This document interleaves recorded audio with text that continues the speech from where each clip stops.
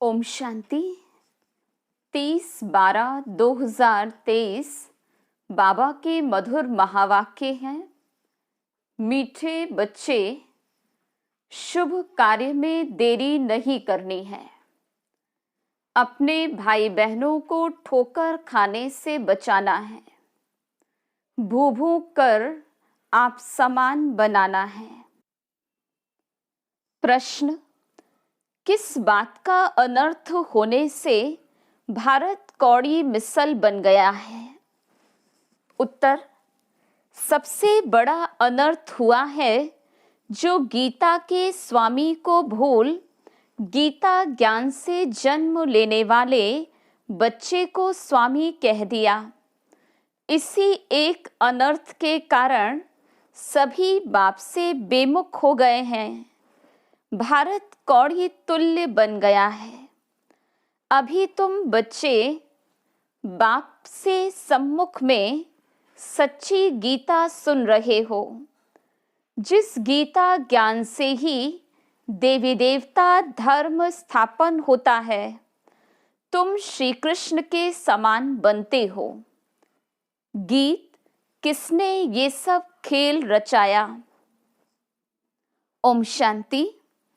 ब्राह्मण कुलभूषण बच्चे समझ गए हैं कि बरोबर हमको स्वर्ग में बहुत अपरम अपार सुख थे। हम बहुत खुशी में थे। हम जीवात्माएं स्वर्ग में बहुत मस्ती में थे। फिर क्या हुआ?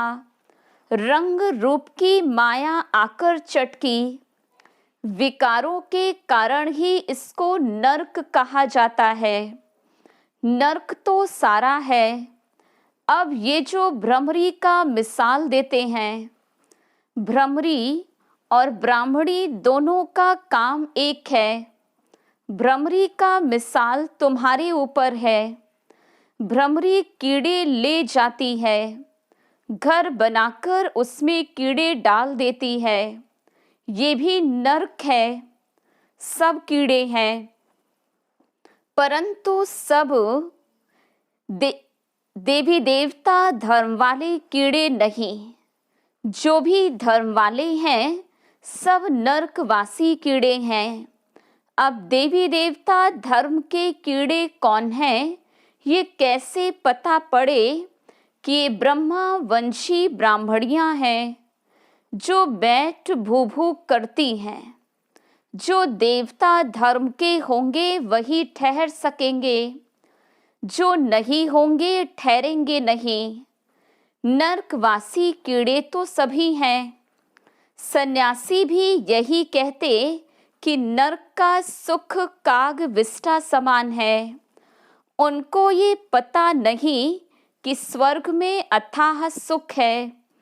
यहाँ पर 5% सुख और 95% दुख है, तो इसको कोई स्वर्ग नहीं कहा जाएगा। स्वर्ग में तो दुख की बात नहीं रहती। यहाँ तो अनेक शास्त्र, अनेक धर्म, अनेक मतें हो गईं। स्वर्ग में तो एक ही अद्वैत देवता मत है, एक ही धर्म है।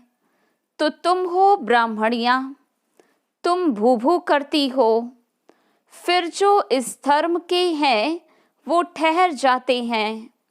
अनेक प्रकार के हैं। कोई नेचर को मानते, कोई साइंस को, कोई कहते ये सृष्टि कल्पना मात्र है। ऐसी वार्तालाप यहाँ ही चलती, सतयुग में नहीं चलती। ये बेहद का बाप प्रजापिता ब्रह्मा के मुख कमल से अपने बच्चों को बैठ समझाते हैं कि तुम मेरे पास थे, अभी फिर मेरे पास आना है। इसमें शास्त्रों की तो बात उठती ही नहीं। क्राइस्ट तथा बुद्ध आते हैं, वह भी आकर सुनाते हैं। उस समय तो शास्त्र का प्रश्न उठ ना सके। क्राइस्ट बाइबल पढ़ता था क्या? बाइबल का प्रश्न ही नहीं उठता। बाबा कहते, बच्चे तुम अपनी हालत तो देखो। माया रावण ने तुम्हारी कैसी हालत कर दी। समझते भी हैं कि हम आसुरी रावण संप्रदाय हैं। रावण को जलाते हैं परंतु जलता नहीं। रावण का जलना बंद कब होगा ये मनुष्यों को पता नहीं। तुम हो ईश्वरीय दैवी संप्रदाय, तुम बच्चे हो हमारे। अब मैं फिर आया हूँ तुम बच्चों को राजयोग सिखलाने। अनेक धर्म हैं, उनसे निकालने में कितनी मेहनत लगती है। गीता भी कहाँ से आई?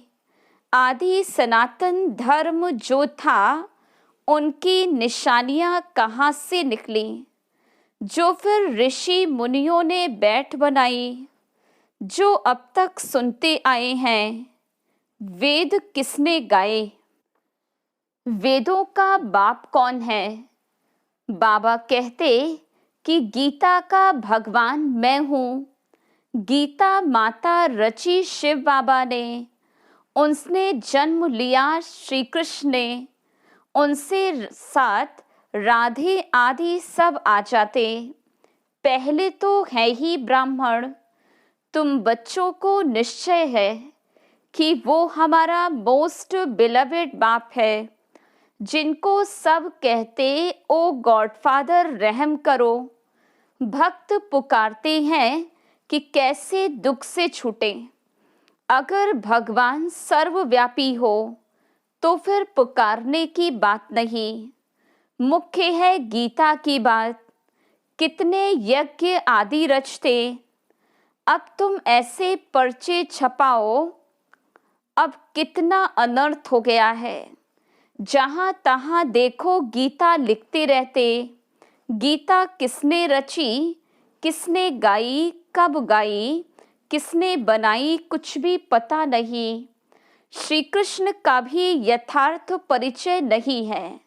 बस कह देते जिधर देखो सर्वव्यापी कृष्ण ही कृष्ण। राधे के भक्त राधे के लिए कहेंगे सर्वव्यापी राधे ही राधे।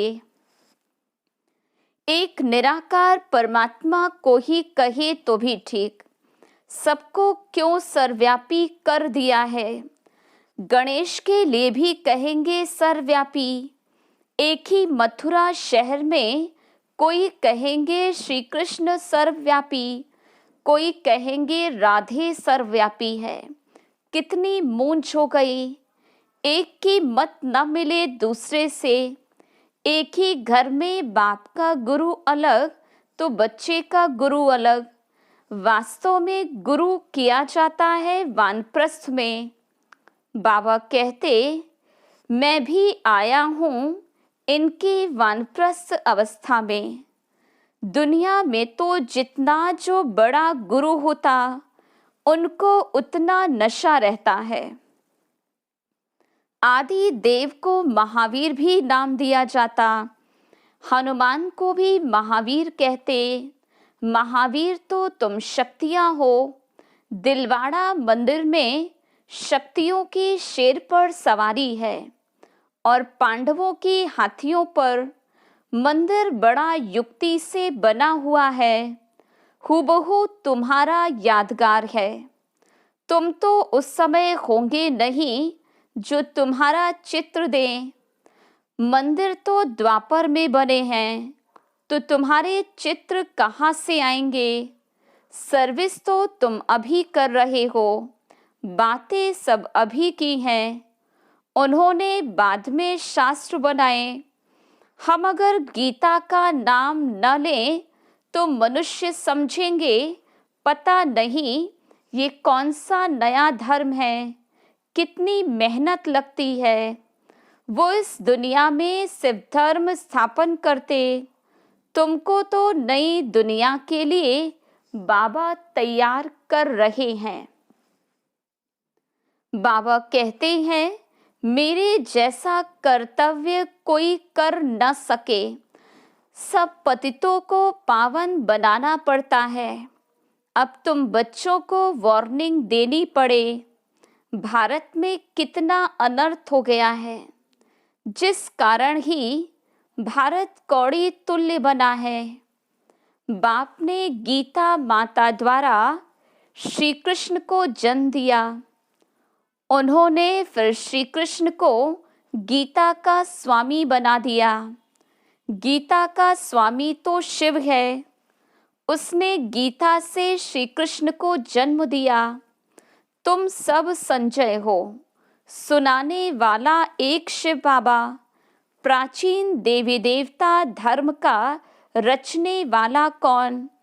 ये सब लिखने में बुद्धि चाहिए। गीता से हम जन्म ले रहे हैं। मम्मा राधे और ये फिर श्री कृष्ण बनेगा, ये गुप्त बातें हैं। ब्राह्मणों का जन्म कोई समझ न सके। बात ही है श्री कृष्ण और परमात्मा की। ब्रह्मा, श्री कृष्ण और शिव बाबा, ये सब बातें गुह्य हैं। इन बातों को समझने वाला बड़ा बुद्धिमान चाहिए। जिनका योग पूरा होगा उनकी बुद्धि पारस बनती जाएगी। भटकने वाले की बुद्धि में ये ठहर न सके। बाबा तुम बच्चों को कितनी ऊंची नॉलेज दे रहे हैं। विद्यार्थी अपनी बुद्धि भी चलाते हैं, तो अभी बैठकर लिखो। शुभ कार्य में देरी नहीं करनी चाहिए।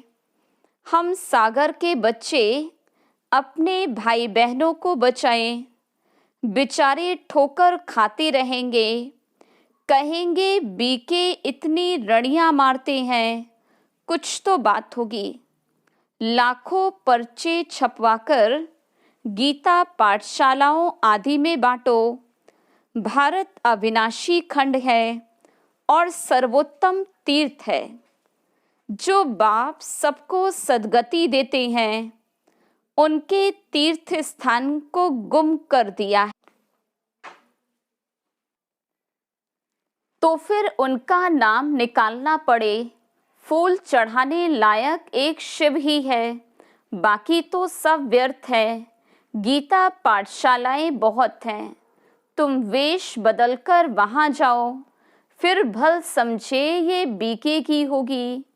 ऐसे प्रश्न कोई पूछ न सके। अच्छा, तुम समझते हो कि शिव बाबा ब्रह्मा तन से बैठ ये बातें समझाते हैं। जो बाबा स्वर्ग का मालिक बनाने वाला है, वो अभी आया हुआ है। जब तक ब्राह्मण न बने तब तक देवता तो बन न सके। ब्राह्मण कुल देवताओं से भी ऊंचा है। सबकी आत्मा पावन हो रही है। तुम फिर नई दुनिया में पुनर्जन्म लेंगे। अच्छा, मीठे मीठे सिक्किलधे बच्चों प्रति माता पिता बाप दादा का याद प्यार और गुड मॉर्निंग। रूहानी बाप की रूहानी बच्चों को नमस्ते। हम रूहानी बच्चों की रूहानी बाप दादा को याद प्यार, गुड मॉर्निंग और नमस्ते। रात्रि क्लास। तुम बच्चे एक बाप की याद में बैठे हो। एक की याद में रहना, इसे कहेंगे अव्यभिचारी याद। अगर यहाँ बैठे भी दूसरे कोई की याद आती है तो व्यभिचारी याद कहेंगे।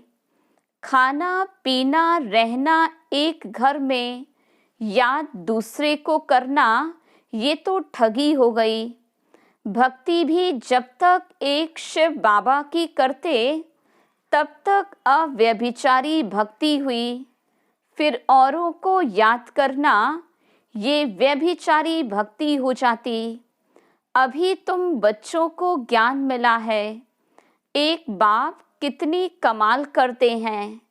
हमको विश्व का मालिक बनाते, तो से को ही याद करना चाहिए। मेरा तो एक।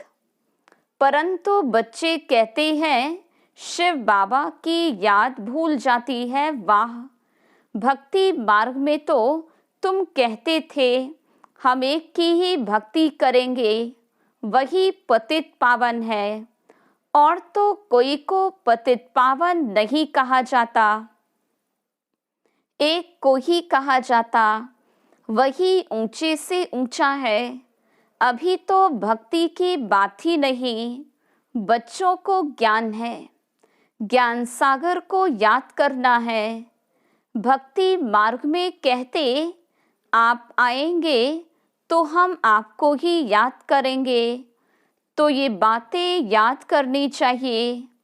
हर एक अपने से पूछे हम एक बाप को याद करते हैं। या अनेक मित्र संबंधियों आदि को याद करते हैं। एक बाप से ही दिल लगानी है। अगर दिल और तरफ गई तो याद व्यभिचारी हो जाती है।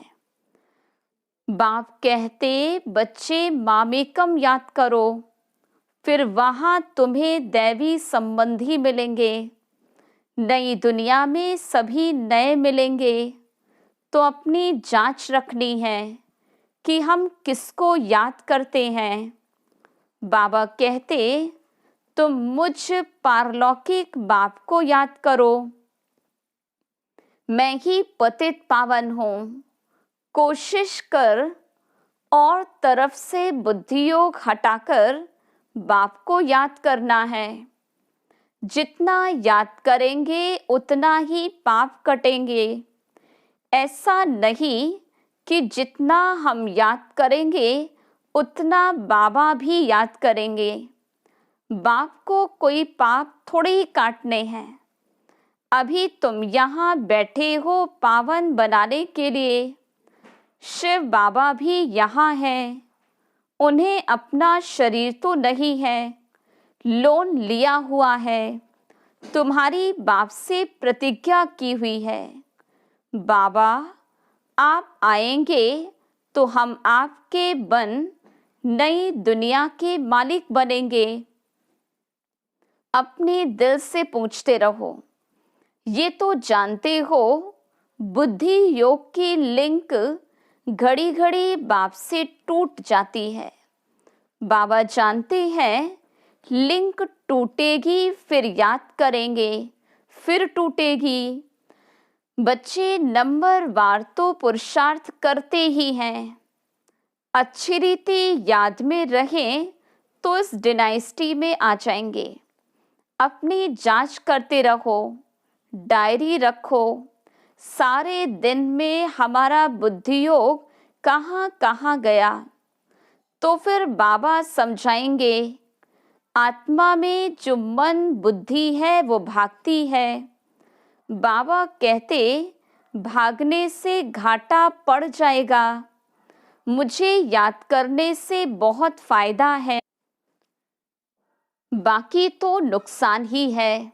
याद करना है मुख्य एक को। अपने ऊपर जवाबदारी बहुत है, खबरदारी भी रखनी है। कदम कदम पर फायदा, कदम कदम पर घाटा। 84 जन्म देहधारियों को याद कर घाटा ही पाया। एक एक दिन होकर 5000 वर्ष बीते, घाटा ही हुआ। अभी बाप की याद में रह फायदा करना है। ऐसे विचार सागर मंथन कर ज्ञान रत्न निकालने हैं। बाप की याद में एकाग्र चित्त हो लगना है। कई बच्चों को कौड़ियां कमाने की चिंता रहती, माया धंधे आदि के विचार ले आती है। धनवान को तो बहुत विचार आते, बाबा क्या करे। बाबा का कितना अच्छा धंधा था। धंधे में धक्के खाने आदि की दरकार नहीं। कोई व्यापारी आता था तो मैं पूछता था पहले ये तो बताओ व्यापारी हो या एजेंट हो। तुम्हें धंधा आदि करते बुद्धि का योग बाप से रखना है। अभी कलयुग पूरा हो सतयुग आता है। पतित तो सतयुग में जाएंगे ही नहीं। जितना याद करेंगे उतना ही पवित्र बनेंगे। प्योरिटी से धारणा अच्छी होगी। पतित ना याद कर सकेंगे ना धारणा होगी। कोई को तकदीर अनुसार समय मिलता है, पुरुषार्थ करते। कोई को समय ही नहीं मिलता, याद ही नहीं करते। जिसने जितनी कोशिश कल पहले की है उतनी ही करते हैं। हर एक को अपने से मेहनत करनी है। कमाई में घाटा पड़ता था तो आगे कहते थे ईश्वर की इच्छा। अभी कहते हैं ड्रामा, जो कल पहले हुआ वो होगा। ऐसे नहीं, अभी 4 घंटा याद करते हो तो दूसरे कल्प में जास्ती करेंगे नहीं, शिक्षा दी जाती है। अभी पुरुषार्थ करेंगे तो कल्प कल्प अच्छा पुरुषार्थ होगा। तो जांच करो बुद्धि कहाँ कहाँ जाती है। मल्ल युद्ध में बड़ी खबरदारी रखते हैं। अच्छा, रूहानी बच्चों को रूहानी बाप दादा का याद, प्यार और गुड नाइट। धारणा के लिए मुख्य सार। पहली पॉइंट, बुद्धिवान बनने के लिए याद से अपनी बुद्धि को पारस बनाना है। बुद्धि इधर उधर भटकानी नहीं है। बाप जो सुनाते हैं उस पर ही विचार करना है। दूसरी पॉइंट, भ्रमरी बन भू भू कर नरकवासी बने हुए कीड़ों को देवी देवता बनाने की सेवा करनी है। शुभ कार्य में देरी नहीं करनी है। अपने भाई बहनों को बचाना है। वरदान, समानता की भावना होते भी हर कदम में विशेषता का अनुभव कराने वाले विशेष आत्मा भव। हर बच्चे में अपनी अपनी विशेषताएं हैं। विशेष आत्माओं का कर्म साधारण आत्माओं से भिन्न है। हर एक में भावना तो समानता की रखनी है, लेकिन दिखाई दे कि ये विशेष आत्माएं हैं। विशेष आत्माएं अर्थात विशेष कर्म करने वाली, सिर्फ कहने वाली नहीं। उनसे सबको फीलिंग आएगी कि ये स्नेह के भंडार हैं। हर कदम में, हर नजर में स्नेह अनुभव हो, यही तो विशेषता है। स्लोगन, सृष्टि की कयामत के पहले अपनी कमियों और कमजोरियों की कयामत करो। अच्छा, ओम शांति।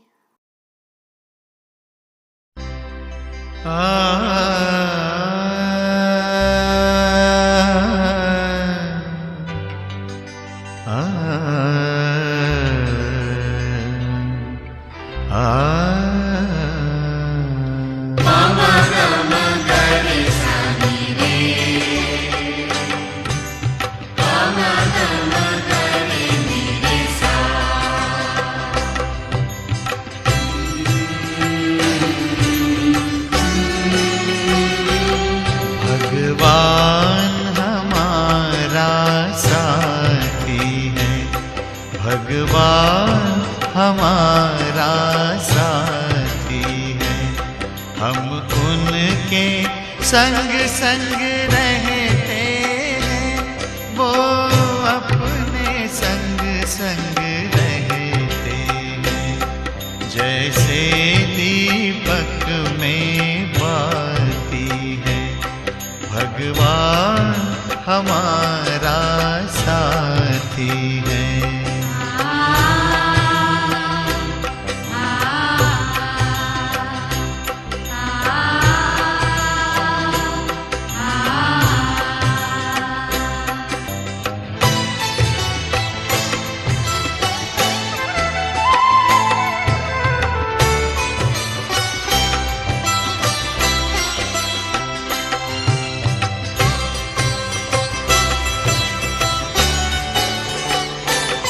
खुलते ही आँख हमें मिलते, हर पल वो साथ मेरे चलते। कितना वो प्यार हमें करते, उनकी पलकों में हम पलते। हम खुश नसीब उनको पाकर, हम खुश नसीब उनको पाकर जिंदगी हमारी गाती है। भगवान हमारा साथी है।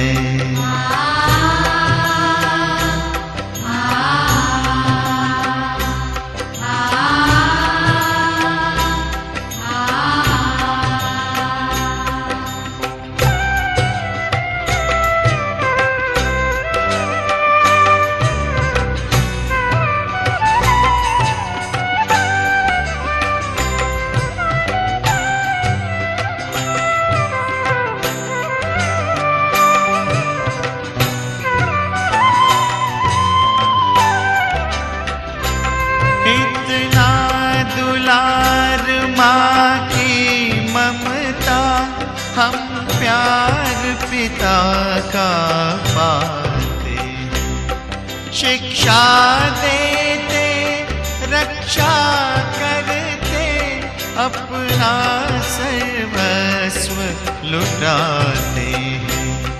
प्यारी मुरली प्रतिदिन हमको, प्रतिदिन हमको आती प्रभु प्रेम की पाती है। भगवान हमारा साथी है।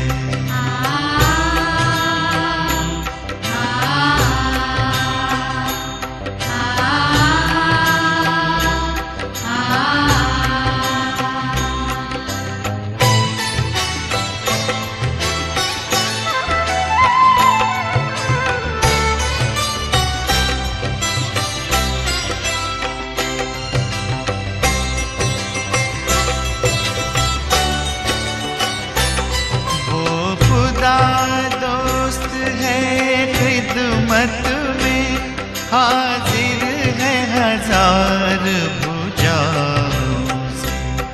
अपनी किस्मत के क्या कहने, सिर पर है हाथ दुआओं के। ऐसा साथी किसका होगा, ऐसा साथी किसका होगा, ये सोच आँख भर आती है। भगवान हमारा साथी है। हम उनके संग संग रहते हैं, वो अपने संग संग रहते हैं। जैसे दीपक में बाती है, भगवान हमारा साथी